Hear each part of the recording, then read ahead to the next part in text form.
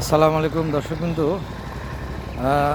এখন আঙ্গুর গাছের গর্তে মোটামুটি লাল পোড়ামাটি এবং সামান্য কিছু চুন এটা দিয়ে মিক্সিং করার পরে তলায় এরপরে এখানে মোটামুটি 10 থেকে 15 কেজি অর্থাৎ 10 কেজি দিলেও হবে।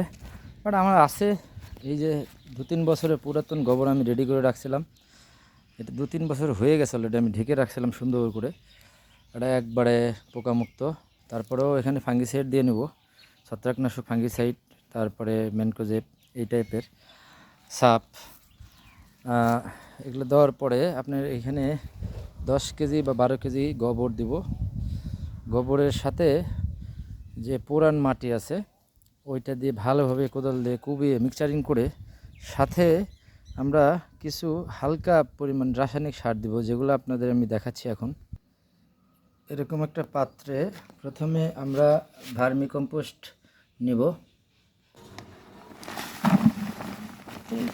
অল্প পরিমাণ নিলেও হবে।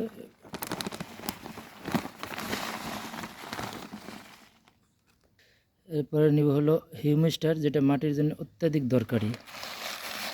হিউমিস্টার দিয়ে দিলাম।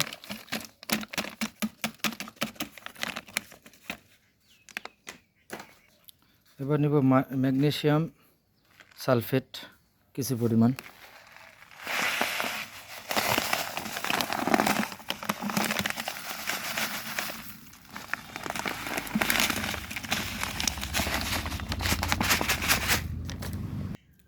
এরপরে কিছু পরিমাণ নিব আপনার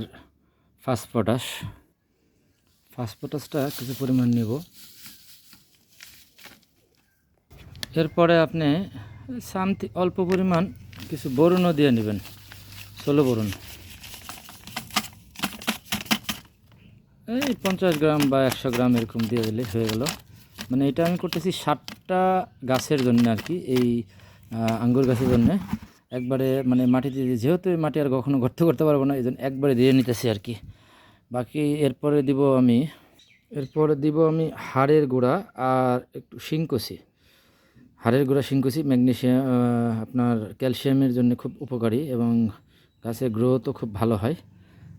হাড়ের গুঁড়া এবং শিংকুচি দেবো, অল্প পরিমাণ দিলেও হবে, আধা কেজি করে দিলেই হবে। এই 60টা গাছে ভালো করে মাটির সাথে মিশিয়ে দিলে ভালো হবে। এই হলো আপনার শিংকুচি পাউডার, মোটামুটি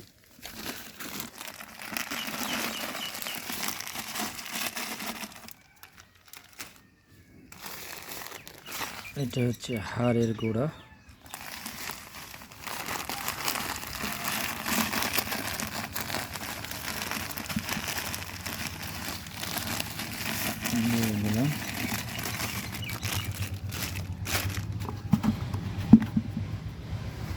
তারপরে এটা আপনার ভালোভাবে মিক্সারিং করে নিয়ে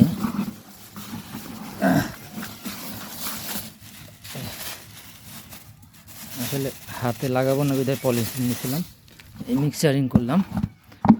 মিক্সার করার পরে এবার আমি সামথিং কিছু রাসায়নিক দেব, যেমন আপনার ইউরিয়া, পটাশ, হালকা ড্যাপ, তারপরে আরও আছে হলো জিঙ্ক। এই আইটেমগুলি অল্প অল্প দেবো, এগুলো 100 গ্রাম 200 গ্রাম এভাবে দিয়ে মাটির সাথে মিশিয়ে দিলে হয়ে গেলো আর কি।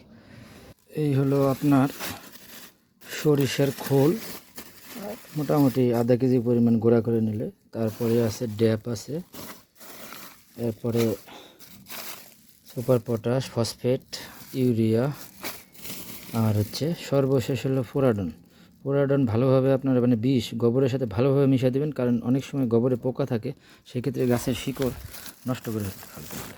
এই জন্য ফোরাডন অবশ্যই এটা গোবরের সাথে মিশিয়ে দেবেন। এটা খুবই মানে দরকার, যে বর্ষাকালেও খুব উপকার করে আর কি। দিয়ে এরপরে বাকিটা মাটি মিক্সচার করে দেখাবো আপনাদের।